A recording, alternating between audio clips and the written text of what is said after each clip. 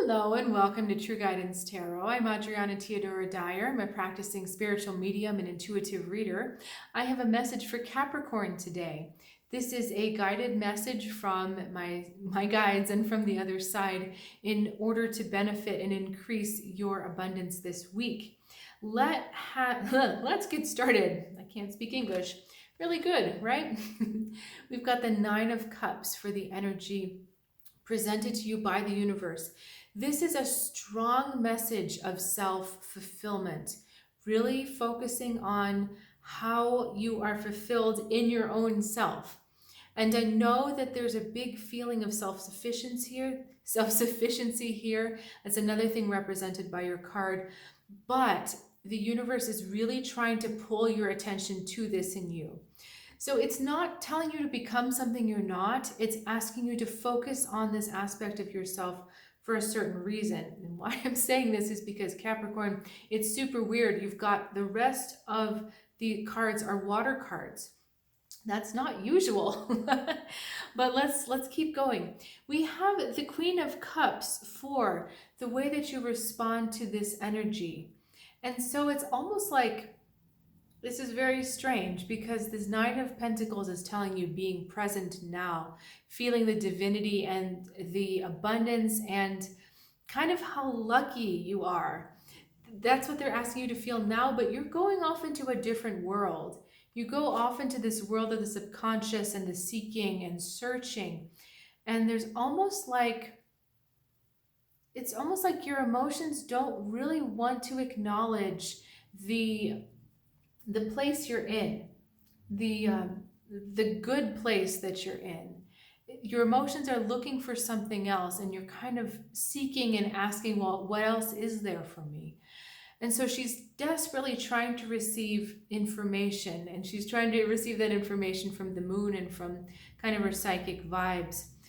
But what's interesting is when you're trying to receive information about why you're not fulfilled, what's funny is you keep getting information about your unfulfillment rather than getting information about how to be fulfilled.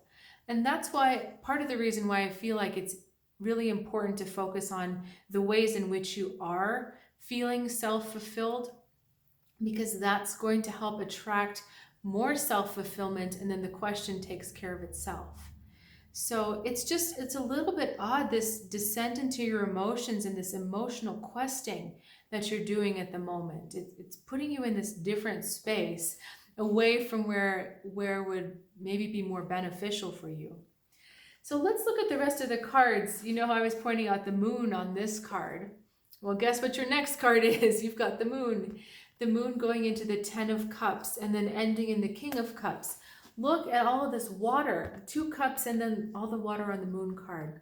So there's a deception with the way that you're seeing things. There's like an idealized relationship or an idealized way of being. There's an idealization of what true fulfillment is. And again, this idea of seeking, this King of Cups is looking, he's seeking a relationship. He's looking out for it. He's expecting it. And yet the blending of the moon there says to me that maybe he's looking out for the wrong thing. It's almost like he's expecting this relationship to bring him the fulfillment, that Ten of Cups, that having that relationship or the relationship be a certain way will make him or him feel fulfilled. And I'm using him as you. So he's seeking fulfillment through a relationship, but he's thinking that the relationship is somehow going to fulfill him, make him complete or make him better, make him whole. And this isn't necessarily a romantic relationship. In fact, I would say it's probably not a romantic relationship. It's something probably to do with more of a familial tie. It could be a close friend, but it's like, if only my relationship with my mom were this, or if only my relationship with my sister or my brother. It's looking for the fulfillment in a relationship being a certain way. And, it's funny because you were responding with this queen energy and then the king is her mate. But look, they're not even looking at each other. if they would be if we put them this way, but they're not looking at each other. And this was the order in which the cards were drawn. So the message is clear that the fulfillment is not going to be found in that relationship, not while you've got the mindset that the relationship will bring fulfillment. This is where it gets kind of spiritually a little bit ironic. When you embrace the fulfillment in yourself, in your self-contained fulfillment, not really caring if your relationships match that or not, then because you're vibrating with self-fulfillment and self-contentment, the relationships actually shift to match that. So you get what you want, but you get what you want because you're not focused on it. You're putting yourself first, and you're acknowledging and enjoying your self-fulfillment first, and then the relationship comes along to match that. So there's also, this is a little bit painful to say, and it's a little bit painful to put out to you, but what you're expecting and hoping for from this relationship may just literally not be possible. I think this is what the moon card is also talking about. There's some self-deceit going on, that you're thinking that, okay, only if they could change this, then we would have a fulfilling relationship, or only if we had this, then my life would be complete and it would be fulfilled. They may be incapable of that shift or change, not because of a deficiency, but because maybe karmically they're supposed to be working on something else this lifetime that prevents them from making that shift to being able to engage with you the way that you want them to engage. So it's kind of like, forget about them. They just may not be able to do this. That may not be the point. The point is that you acknowledge yourself as a completely self-fulfilled, self-satisfied, whole, and content being. That's your job this week.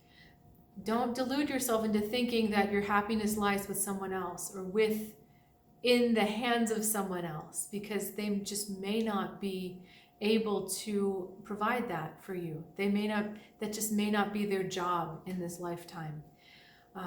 We could go on and on about this, but we all make karmic contracts with the important people in our life. And some of those karmic contracts, it's not a fairy tale ending. It's to resolve something else that was maybe from a different lifetime. And in this lifetime, things maybe just don't work out the way we think they ought to work out. It doesn't mean the karma isn't complete, but it's just kind of one of those painful realities. So questions about that, please let me know. I always love to hear from you. And if you haven't already, I would ask that you subscribe to this channel so we can keep it growing and keep this information flowing. If you are looking for some personal guidance, would you be interested in checking out my website, trueguidancetarot.com? There's some interesting and different kinds of offerings on there. I think you might find them interesting. So I will see you next time, and have a great week.